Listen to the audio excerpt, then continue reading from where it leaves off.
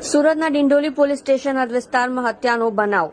ડિંડોલી નવા ગામ નામબેલિયા નગર સોસાયટીની ગલીમાં બની આ ઘટના. અતુલ યાદવ નામના યુવકની ઘાતકી હથિયારોથી હત્યા કરી દેવામાં આવી. 3 જેટલા યુવકો હથિયાર લઈને મળવા આવ્યા હતા.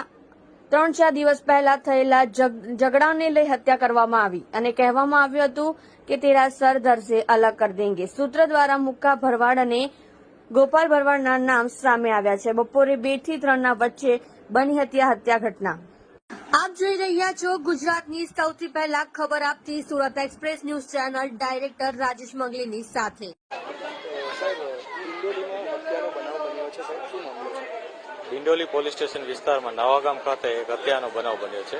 બનાવમાં હકીકત એ મુજબ છે કે એક વ્યક્તિને 2 લોકોએ આવી અને તીક્ષ્ણ હથિયારના ઘા મારીને હત્યા નિપજાવેલ છે. જે ભોગ બનનાર છે એને મેડિકલ તપાસ